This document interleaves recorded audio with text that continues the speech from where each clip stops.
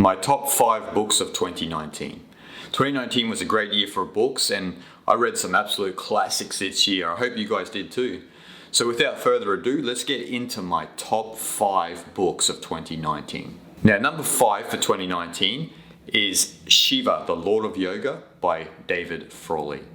Now, for those of you who are unfamiliar with David's work, I suggest heading over and having a look at David's Twitter page. It's a very popular page, but it's really great because he is a staunch supporter of Hinduism and is always exposing the negative Hindu narrative outside of India that you see a lot in the West. And he exposes a lot of this and also supports the great tradition, the great Bharat tradition in India, as well as every tradition in India. But he has made it part of his work to bring to life this rich tradition within India that a lot of people, criticize from the outside and have probably never even visited India. So, he has a book called Awaken Bharat, which goes a lot into that, which he actually wrote in the 90s but has been republished. But that's beside the point. He has a lot of great books on Vedic knowledge, and this one, Shiva, the Lord of Yoga, is quite an exceptional book. And for myself personally, because I have a deep love for the Shiva tradition, the tradition of Shaivism, which is the tradition of Shiva in India, where the worship of Shiva.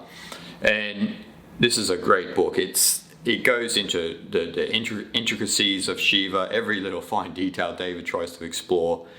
And, it's a very deep book, but also one where you can learn a lot about the culture that is around the Shiva tradition and around Shiva itself. So I highly recommend this book.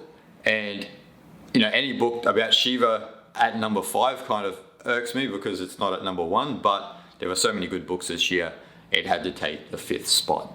Number 4 for 2019 was Nagarjuna's Middle Way, which is a translation of the Mula Madhyamaka Karaka.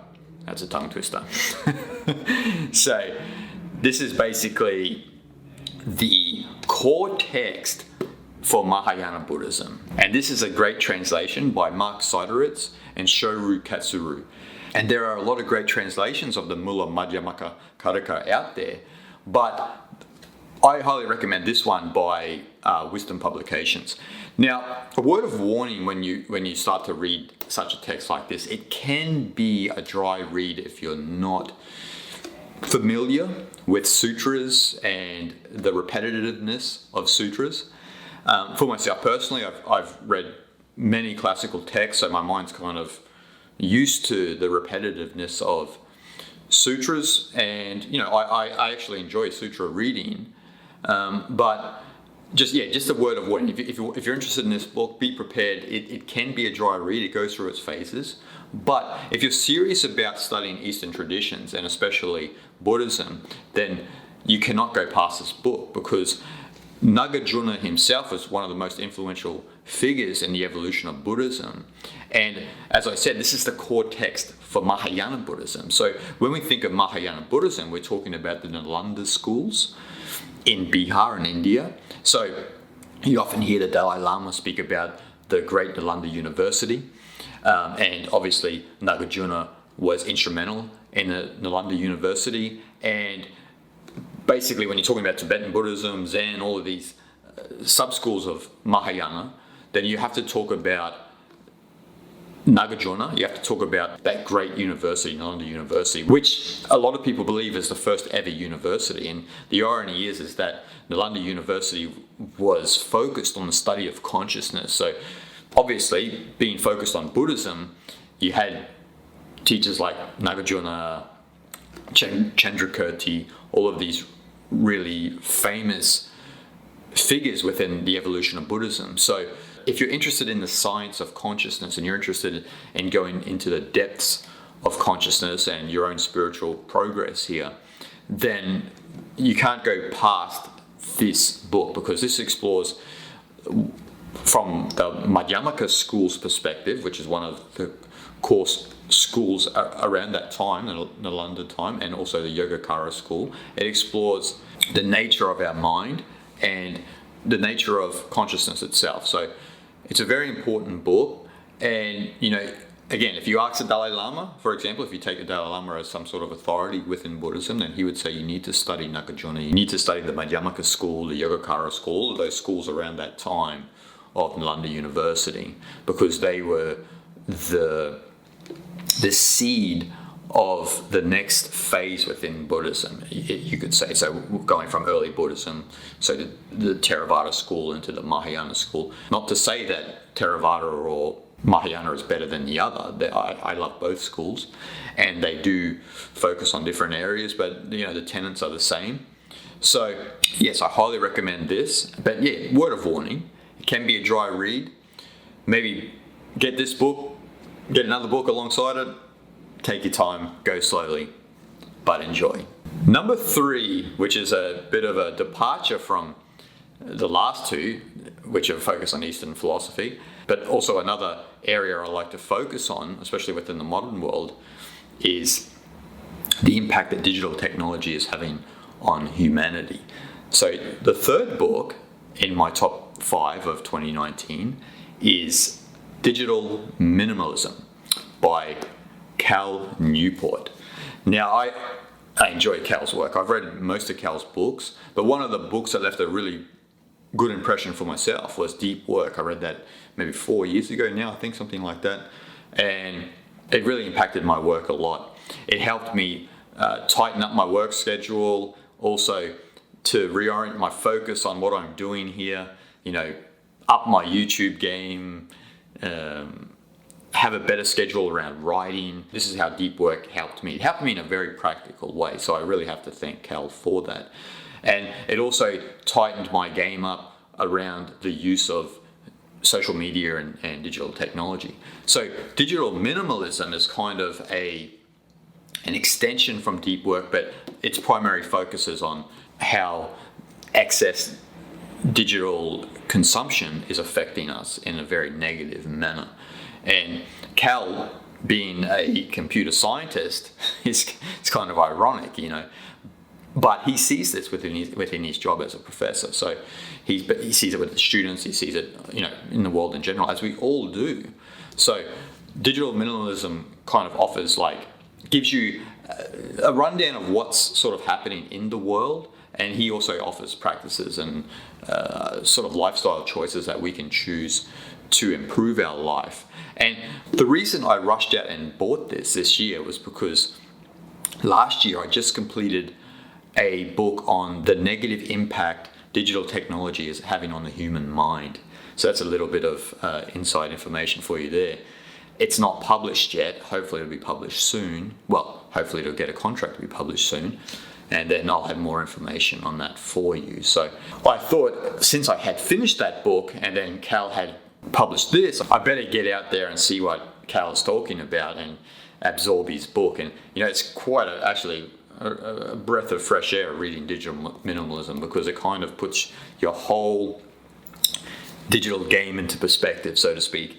And it can tighten you up where you need to be tightened up, and does really put an emphasis on the use of smartphones, which I appreciate. It doesn't really have an impact on myself because I don't have a smartphone, but it's important because obviously most people do use smartphones, and it's not to say that smartphones themselves are evil or technically bad for us, but the way that we're using them, obviously we are not using smartphones with moderation. So we all have to check ourselves in that degree. And digital minimalism is a way of reevaluating your whole digital use, including your smartphone. So I highly recommend this book. It's just a very practical book and very useful for any of us. You're watching this on YouTube right now. Some of you may be watching on a smartphone. This may help you to reconsider your digital use to live, a more productive and creative life for the better, for yourself and for the world around you. So that's number 3 in my top 5. Number 2 in my top 5, I really wanted to be number 1, but there was just another book that surpassed it this year for whatever reason. But number 2 is the Ishvara Gita by Andrew J. Nicholson. This is an amazing text, and An absolute joy to read, actually. Absolute joy to read. Andrew's introduction is worth the price of admission on its own. But his translation of the Ishvara Gita is amazing. And I only became familiar with the Ishvara Gita about 3 years ago when introduced to Andrew's work. And I'll tell you something, Andrew Nicholson is quite the scholar of Hindu thought. If you want to go and see the depth of his knowledge, then I suggest heading over to the Vedanta New York channel, where he gave a lecture at the Vedanta Society in New York and explaining the Ishvara Gita. It's a really excellent presentation, and Andrew's so articulate and so knowledgeable on Hinduism, and his scholarship, I feel, in this field is, it's almost unrivaled. When you think about his sort of scholarship, you have to start thinking about a great scholar like Georg Feuerstein or someone like this when you're thinking about Hindu thought, yogic thought, Vedantic thought, all of these schools of Hinduism. And it's such an amazing text. I'll actually have a lot of episodes of the Sacred Word based on some of the Ishvara Gita coming in 2020. But for those of you who don't even know the Ishvara Gita is a small part of the Puranas. It's the Kurma Purana. And there's a debate, especially because this is a big text in the Shiva schools, in the school of Shaivism, the school of Shiva in Hinduism, that tradition. So, a lot of people actually believe that the Ishvara Gita is a better text than the Bhagavad Gita. Now, I've read many translations of the Bhagavad Gita, and now I've read this. It's hard to say. It really is. I would say if you are deep in your spiritual practice, the Ishvara Gita likely is better than the Bhagavad Gita. And Andrew does sort of explain this a little bit in the introduction, where he explains that the Bhagavad Gita is almost designed for laymen and householders, even though you can read the Bhagavad Gita and you can get the inside dope on that text. But the Ishvara Gita just goes straight to the source. It's kind of a bunch of sages sitting around having a discussion with Shiva. As you have to remember here, Shiva in the Ishvara Gita is a representation of Brahman, the ultimate reality. And so some of the great sages in the past are sitting around. Everyone makes an appearance. Vishnu makes a cameo, Vyasa makes a cameo, everyone's there. And Shiva's giving the inside dope of the knowledge of Brahman to these great sages. Because the great sages really want to know the knowledge of Brahman. So who better to go to than Shiva? Because Shiva is Brahman. So that's basically what the Ishvara Gita is about. This has probably been up there with one of the best texts I've read most recently of more ancient texts. So is it better than the Bhagavad Gita? That's a subjective viewpoint. I would say it's on par. I'm not going to say one's better or the other. I would say that maybe, say if you were in sadhana, say if you came with me to Tiruvannamalai in India and you said, look, I want to just be in sadhana for 4 months and just be absorbed in the self, be absorbed in meditation, what text could I read? And I'd say, well, here. You're already in Tiruvannamalai, the land of Shiva. Why not read the Ishvara Gita? I would say that would be a better text to read than maybe the Bhagavad Gita in that sense. But, again, that viewpoint is my own and it's subjective. So, nevertheless, this text is amazing. It's wonderful. And like I said, Andrew Nicholson's scholarship in Hinduism is almost unrivaled. I don't know why he's not more well known, but that's the land that we live in. Some highly intelligent people are not hiding, they're just not known because that's a whole other story with media and so forth and so on, promoting empty entertainment or empty knowledge. But nevertheless, like I said, this irks me to be number 2 because I thoroughly enjoyed this read. It was a beautiful text, a wonderful translation by Andrew, and like I said, his introduction and his understanding of yoga, Vedanta, Hinduism is worth the price of admission on its own. Just that introduction is amazing, and how he dissects like some of our misconceptions about yoga and our misconceptions of classical yoga. When I say classical yoga, the yoga school of Patanjali, and he explores that, and he explores it from the Shiva tradition and what yoga really is from the Shiva perspective, and also things that are more clarified actually in Bhagavad Gita. So you have the vague aspect within classical yoga where you have the worship of God, but there's no real emphasis on which God we should worship, or is Patanjali speaking about Brahman, or in Bhagavad Gita, those sorts of confusions are eradicated because the worship of God, the worship of Shiva in this sense, is an important part of Bhagavad Gita, and I would say Shiva yoga or Shiva yoga, which is an important part of yoga that may even be older than the classical yoga that we think of when we think of yoga, stemming from Patanjali.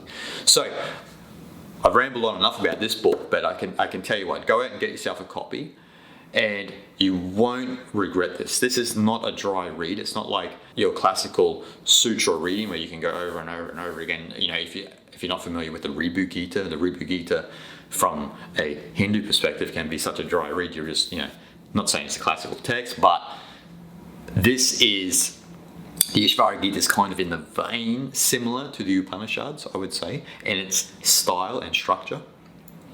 But highly recommended book. Go out and get yourself a copy. Now that brings us to the number one book of 2019. All right, what is it? Dun, dun, dun, dun. Sorry for the music. Anyway, my number one book of 2019 is NonDuality by David R. Loy. Complete title is NonDuality in Buddhism and Beyond. This is one of the most exceptional books I've read probably in 5 years. Absolutely love this book, as you can see from all of these little goodies here. But this is an absolute wonderful book, and the scholarship that David presents in this book, well, it's amazing. It's along the lines of any great scholar, and his understanding of non-duality within the Eastern schools is quite deep. And this book, I would say, is highly enjoyable for anyone, especially those of you who watch my channel and are attracted to non-dualism, as that's one of the core philosophies that I explore on my channel, is non-duality within the Eastern schools. So this will just be a breath of fresh air for yourself to read. An amazing book. And David goes really deep into the idea of non-duality, not just within the traditions, but he goes into non-dual thinking, non-dual perception, these aspects of non-duality that sometimes aren't considered, but he considers them in this book because obviously in our modern world there is a lot of skepticism around anything really. So he has to approach that.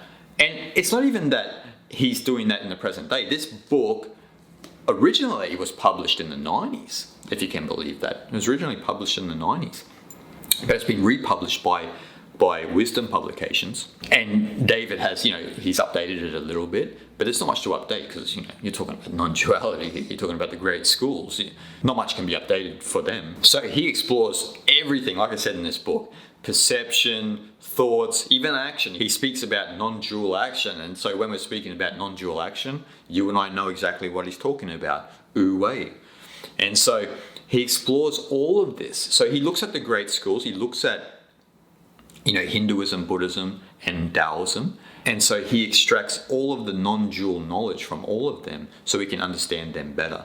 So obviously, if we look at Hinduism, he has to look at Samkhya, he has to look at yoga, he has to look at Vedanta, Advaita Vedanta especially.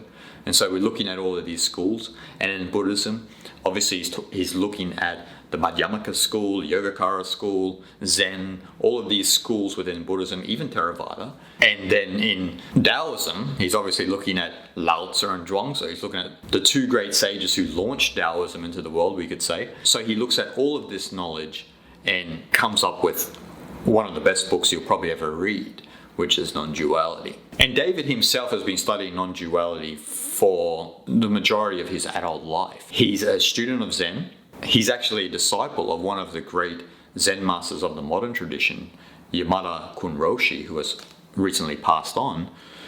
But he has a firm background in non-duality, especially in Zen, but also is well versed in other great traditions. One criticism that I may offer for those of you who may come from differing schools of non-duality is that he has a base in Buddhism. He has a base in Zen Buddhism. So it may appear at times that he may be favoring maybe some of the Buddhist knowledge over, say, for example, Advaita Vedanta, but then other times he's not, you know what I mean?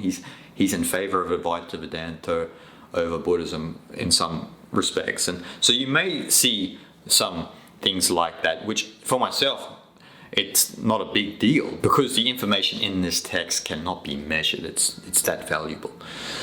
But that may be something like, say, for example, if you are a Vedantist and you read this and you might, well, what's he talking about here? But he's not actually criticizing, he's just weighing up the aspects of non-duality between each schools and getting to the crux of what we're trying to do here when we study non-duality. And we're on this spiritual path in search for the nature of non-duality, the non-dual nature of the world. So I could go on and on about this book, but it's definitely influenced me in a positive way this year. And I've gone over it a few times. I've, obviously picked out some parts that are very important for my own work and also to remember just in general. But it's just quite an amazing book. Unbelievable. Go out and grab it. So that's basically my top 5 for 2019. What about yourself? What did you read this year? Leave a comment below and tell me which books you read, which books you were impressed by. Hopefully one of them are my books. So hopefully you read some of my books that were part of that, your own personal top 5. But anyway, leave a comment below and let me know. Maybe there are some books that I have never considered that you may have read, and I'll definitely check them out. So 2019 was a great year for books. 2020 is going to be even better. And you know why? My new book's coming out. So anyway, enough self-promotion for myself. I hope you all enjoyed the content in 2019 that I've been producing. I've upped my YouTube game and I focus more on teaching on YouTube.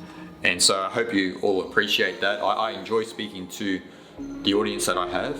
So I hope you've just enjoyed 2019 in general. I've enjoyed being in YouTube with you, and 2020 is going to be even more content coming. We're taking it up a whole new level in 2020. I hope you're ready. Shanti, shanti, shanti.